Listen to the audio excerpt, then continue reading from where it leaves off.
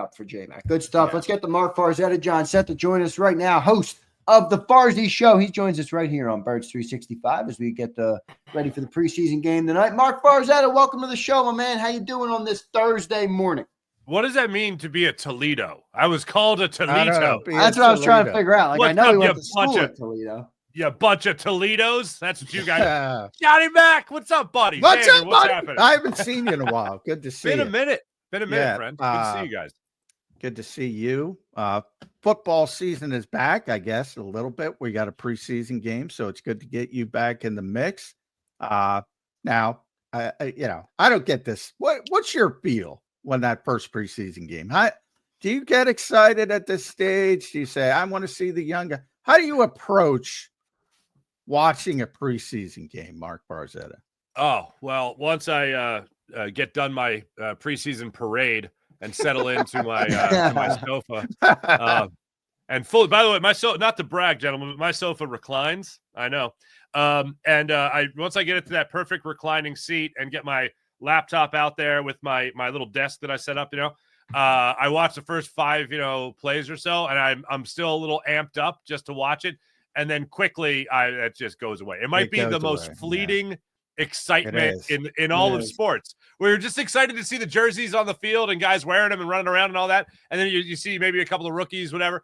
Vic Fangio likes to play a good amount of his starters. I don't think we're going to see as much of that with Zach Bond and Nolan Smith being hurt, but you'll see guys of note, certainly in the early goings, and then it just goes away. It just gets very fleeting. But yes, leading up to the game, John, to answer the question, I do get excited to watch it. In that brief period of excitement that you hold, Farzy, I'm with you on it. Who are you most excited to see out there? I do think it's an interesting one because there's so many kind of battles on the defensive side and young players. So, hey, maybe Vic Fangio gets his way and a couple more of them play some snaps tonight. Who are you most excited to see, if anybody? I'm surprised that this guy is likely to play tonight. And, John, please correct me if I'm wrong, but Jahad Campbell, I know it might be the obvious pick for a first rounder to be the most excited that you want to see. He's definitely a guy that is on everybody's radar. But the thing that really raised my eyebrows is that nobody can really put their finger on why they want to see it. You got to see the way he does this. Nobody, it's like everything he does is just impactful. There's no wasted motion with this player. You could tell that this guy is a model of efficiency when it comes to the defensive side of the football. But the thing that really raised my eyebrows was the closest thing to specific that I've heard so far was just Jalen Hurts. And it's still general, but the closest thing to specific. Jalen Hurts say that he could feel his presence on the field. He could feel his presence while he's out there as the quarterback of the team, obviously. He knows where Jahad Campbell is on the field. He's got to find him every single time. So when you hear a Super Bowl MVP talk about a rookie edge rusher or linebacker have this presence about him already, I can't wait to see what that presence really means when he's actually on the football field trying to make plays for you here. And then a guy that's more under the radar, and to me, acquiring Jacorian Bennett to be part of that cornerback mix, however he's going to be used, certainly that's what a lot of people are drawn to, and they'll, say Keely Ringo versus Dory Jackson. Is he going to be thrown into that and all that? But really what that meant to me was what the Eagles gave up more so than what they acquired. And letting go of Thomas Booker IV, who in limited snaps showed you that he belongs in the NFL, certainly. And you're talking about a defensive line that's now going to make up for Milton Williams no longer being here. It showed me that they got confidence in Ty Robinson. They got confidence in Ty Robinson, and they certainly have confidence in Moro Ajomo as defensive tackles on this line, and also maybe even Gabe Hall, that 6'6" defensive tackle. So I look forward to seeing what Ty Robinson does in a game setting as well. Both of these guys, obviously on the defensive side of the football, very much looking forward to what they could bring to the table tonight. Yeah, you know what Campbell reminds me of, Marc, is like big, long NBA defender, like first team all day. He's just so rangy. That's what Jalen was talking about. It's like, it's weird. Like N'Kobe's a little bit undersized. Like he's got this tremendous length playing linebacker. So I think it sort of sneaks up on people. And I think it's positive from the standpoint we all thought he wouldn't even be practicing by this point. from Vic's thought, and Vic had that great quip about the training staff. They like to understate and overperform. The back and quietly, he had been limited every day, Mark, because he was on a snap count. They lifted that. So now he's a full go. So he's going to be out there. And I think people should be excited to see JAKIB Campbell, because Zach Bond's not going to be out there. He's injured. Not that he would be out there even if he was healthy, but he's going to be a big part of this defense. And I think getting that first look at him should be exciting. But the offense, conversely, I don't think anybody's going to be out there. Would you put anybody out there? The starting offense, it's just so entrenched. It's like there is no competition. Even Tyler Steen is locked down. Yeah, I heard Nick Sirianni get asked a question the other day about, can you just call it? Can you just call it? Who's the right guard? By the way, I love Nick. That was Jeff yeah. McClain, and Nick said, call it. Yeah, like he didn't know what he was asking. Come on. Yeah, exactly. You beat around the bush for a second there, but Nick's always like that. I mean, you know that better than anybody, Jeff. Yeah. I don't have to call anything until I have to call. Like, it's not week 1 yet. Everything, blah, blah, blah. So that's fine. But yeah, offensively speaking, I was trying to really nail it down this morning during the show, and obviously before. But it's like, offensively speaking, you're good, you're fine. The one like half-assed question mark we all had anyway was Tyler Steen, and it's like, okay, well, that's no longer a question mark, But the bigger thing is, like, I was really breaking it down. I was like, wow, I'm really gonna be eager to see who the third string quarterback is. like Tanner McKee, we'll see him out there. Fine. We know he's going to be the backup going into the season. But yeah, do I want to see Dorian Thompson? Am I really excited about that? No. Kyle McCord, he'll probably get some run late in the fourth quarter today. The guy that has a relationship that goes as far back as it does with Scott Loeffler. I'm interested to see what he can do. Will Shipley, are they going to throw, to the running back more? But the main thing is just the fluidity of the offense with Kevin Patullo calling plays. That's it. Right. That's really the operation. That's the operation. Yeah, exactly. Are they breaking the huddle with like 5 seconds left on the play clock? Like, don't let me see that. Are the wide receivers unaware of where they're supposed to be? It's just little things like that with a new offensive coordinator. Again, you just want to see everything be fluid. You want to see everything look like a well-oiled machine. I don't want to see Kevin Patullo flipping his play chart around or whatever. And obviously they're not game planning for this. They're just trying to get ready for the season. But just don't give me anything so that on Friday morning I'm going, Kevin Patullo, don't know about this guy. Yeah. Can't even handle a preseason game. Because he has said something that I know a lot of people have taken as a positive, and it's like a confidence about him and all that, and that's good.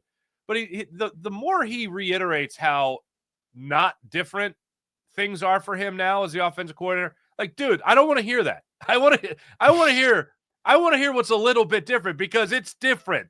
The role you're in now is far different than what you were doing before. I don't care that you were, besties with Kellen Moore while he was here. I don't care. I want to know that you can call plays at the NFL level, that when you're under it and you got to make a play or got to make a play call and even a 2-minute drill in the preseason, that doesn't rattle you, that you can have that clear communication, that you have the idea that's if it's just executed, you can win a game or win a play, whatever it might be. So just don't give me any cause for concern on Friday morning. And to be honest with you, even with the backups in there, it's still the same system for Tanner McKee. So give me a clean first half of football, and I'll feel a little bit better about the upcoming. I'm sensing a little Kevin Patullo doubt from you, Farzy. Is that true? I'll say this. If Farzi's right, if you see panic in Kevin Patullo in a preseason game where they're not, then yes, you should panic. We got issues. You should panic. Put it this way. Here's where I'm at on the whole Kevin Patullo thing. Okay. It didn't work with Brian Johnson, the in-house hire. Okay. I think the Eagles got a little confident. I thought, okay, we got all these offensive weapons. Nobody can mess this up. Anybody. We can bring a fan from the stands to call a series and we'll still score a touchdown, whatever. I think that was the mindset they had going into nobody could mess this up. Kevin Patullo's been here. He's got a rapport with the team. He has obviously learned from some other offensive coordinators, Shane Steichen being one of them, maybe the mistakes of Brian Johnson, maybe the mistakes of Nick Sirianni, and also learned a little bit with Kellen Moore as well. But here's what Kevin Patullo has that obviously Brian Johnson didn't have. The fail-safe of, when in doubt, give the ball to Saquon and have him run behind this offensive line. That's kind of a nice little. Plus, the other thing that I find so intriguing is one of the big conversation points going into last year is what's Jalen Hurts going to be like without Jason Kelsey doing all the heavy lifting of breaking down a defense and shifting protection and all that. Well, Jalen Hurts, and it hasn't been talked about enough, took a lot more of that responsibility last year. And we saw him take a step forward in that regard. So in a similar way, but obviously not identical, but in a similar way, now he's going to be asked to do even more when it comes to reading the defense, the checkdowns that he had that were great last year. I mean, Dallas Goedert raved about it. That 3rd and 7 play against the New Orleans Saints that I think went for 67 yards. Yeah.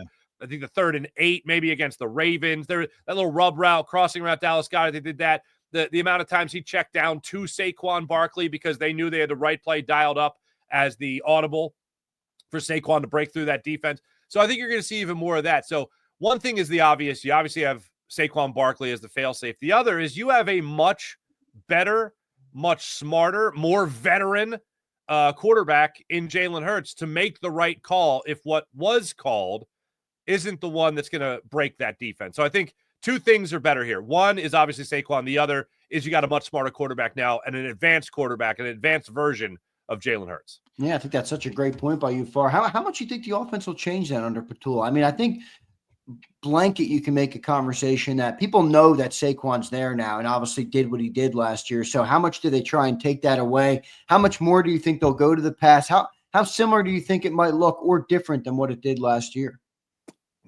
I think it's going to look very similar. And my only request of Kevin Patullo, if he can have this influence, if it can get through the Jalen Hurts check down system, I don't need Jalen Hurts to have 4,000 yards. I don't need him to have 30 touchdown passes. I don't need him to do any of that.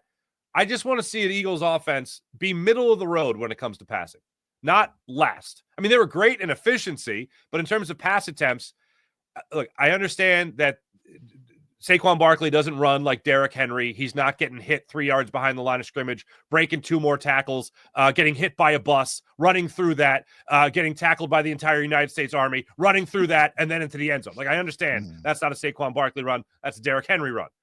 But 482 touches is still 482 touches. Yeah. So if you could spell Saquon a little bit from that workload and have that be more reliant on the passing game, then fine. And I said this all throughout last year. Zander, you might have heard me say this. I had never been in the city of Philadelphia before where people were arguing about abandoning the passing game. Like, that's never happened until last year. And they absolutely abandoned the passing game. And John, maybe you know who said this, because I want to give this writer credit because I think it was the perfect word to use. Atrophied. After the Panthers game, somebody asked about whether or not the passing game atrophied. Because if you remember, that was the game that AJ said, passing game needs work. Passing was AJ's quote. What do you got passing? Yeah. Elliot asked the question. What is passing? Jalen Hurts even said that the passing game needed to work. Nick Sirianni highlighted it as well. But the perfect word for it was, it damn right it atrophied. Like, it's great to have Saquon. It's great to just give the ball to him and see him run 70 yards for a touchdown. It's great to have this offensive line. But you keep going to that well, sooner or later it's going to come back to bite you. I mean, that's why, other than the obvious, why the Super Bowl was such a breath of fresh air, is that Jalen Hurts had to make throws. He made the throws. I'm torn on that from the perspective. I mean, history is what it is. And when somebody touches it 482 times in this league, there's an impact the next year or very quickly, maybe next 2 years. So I'm on the camp, Mark, where, by the way, Saquon Barkley has been demonstrably better this training camp than last training camp. So that's scary, number one. But I'm starting to get in the camp of, all right, he's a running back. The shelf life is small. Take advantage of the shelf life. Ride him until he can't ride him anymore. And then figure out the rest of the stuff. That's kind of where I am. I don't get the let's cut down his touches type thing. I'm like, hey, if the game determines it, like, they have a tougher schedule. They might be behind more. They might not be closing out games. That might take care of itself. But if you need Saquon Barkley to win a game, I'm giving him the ball. I'm not worried about, AJ Dillon's got to come in to give him a rest. No. I'm giving the ball to Saquon Barkley. Is that your thought process, or are you strict pitch count type of guy? You know, no, 85 pitches. That's it. That's it. No more. Get him off the Yeah. field. Here's okay. I told you something that I didn't like about Kevin Patullo. Here's something I loved about Kevin Patullo. Situational. Everything's situational. Like, he didn't commit to one ideology. He didn't commit to one philosophy. Everything's situational. Jalen Hurts running the ball too much. Well, if that's what's needed, then he's running. Saquon Barkley running the ball too much. Well, if that's what's needed, then that's what we're going to do. Got to throw the ball. Then you got to throw the ball. Like, he didn't commit to any one way of thinking. And I absolutely love that, because everything, again, it has to be fluid.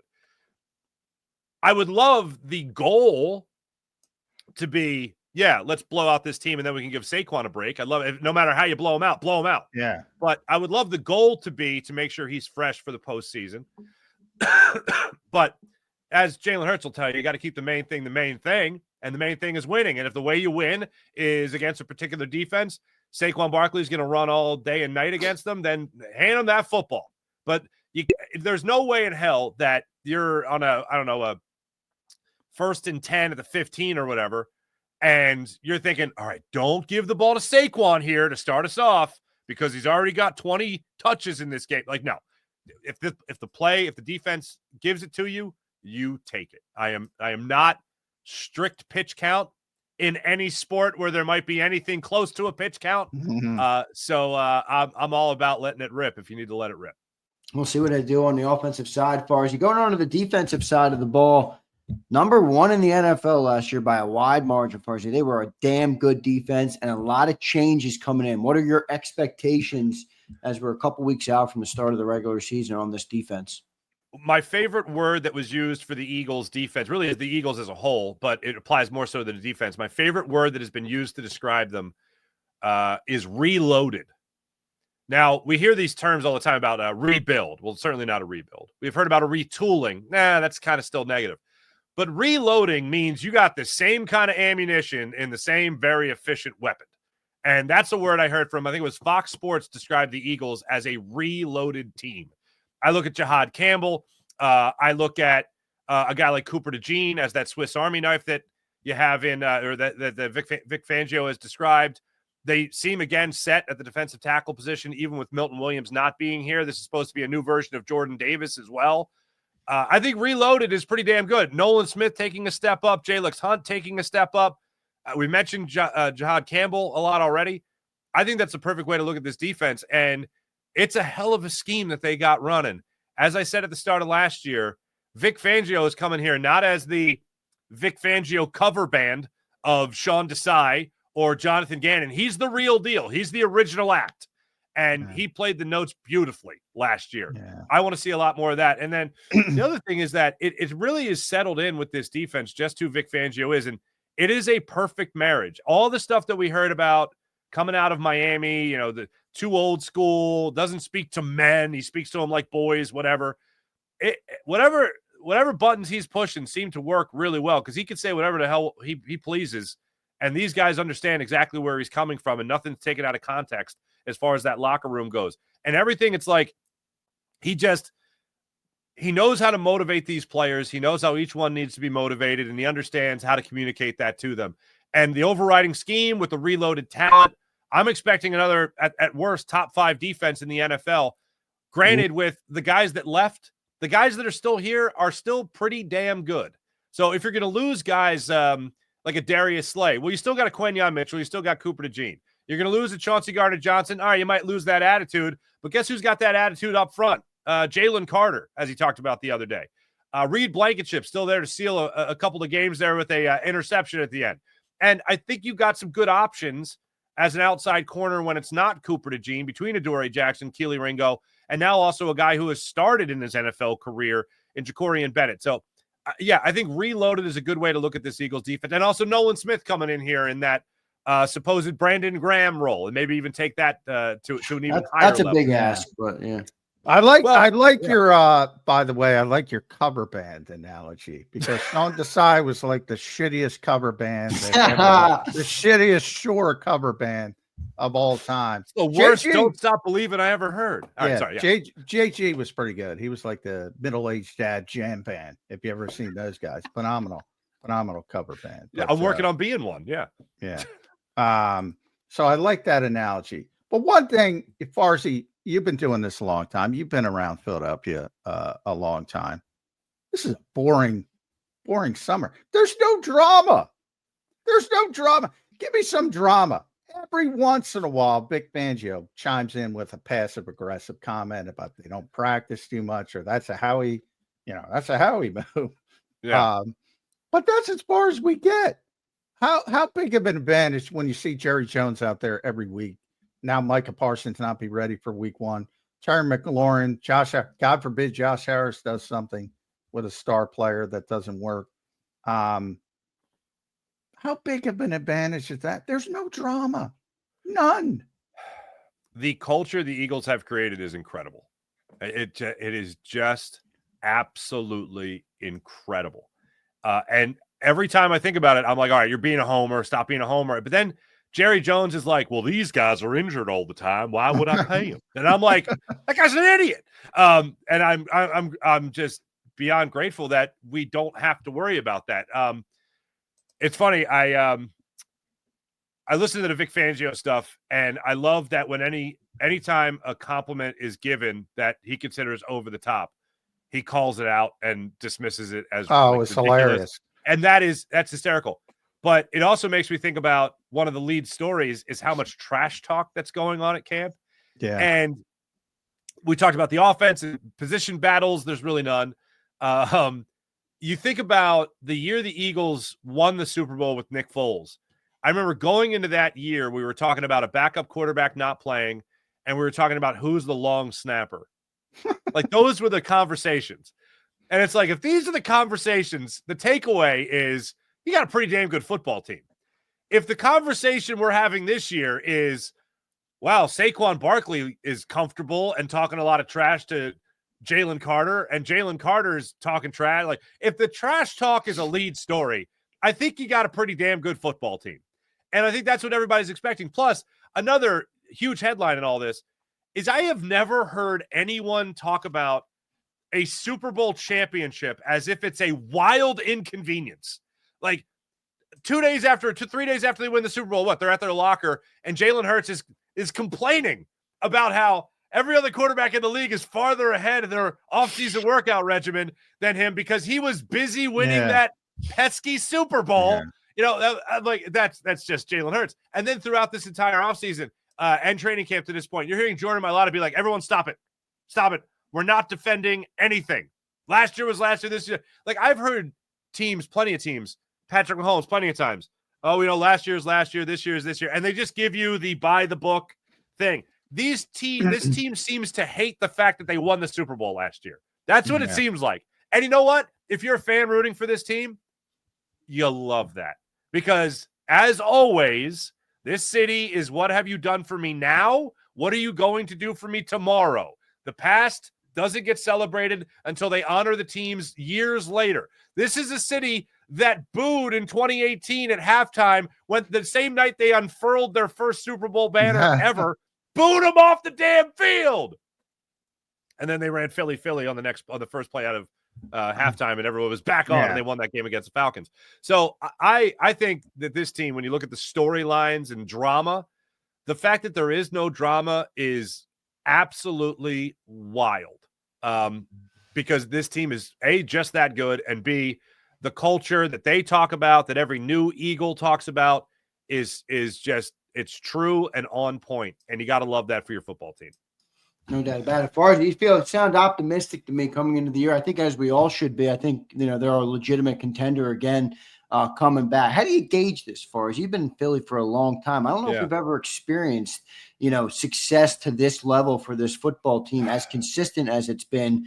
Now you've reached the high, the pinnacle of the high. We have the parade on Broad Street, and now you're coming back. What's your expectation overall? How do you kind of gauge where to be on this team coming into the season?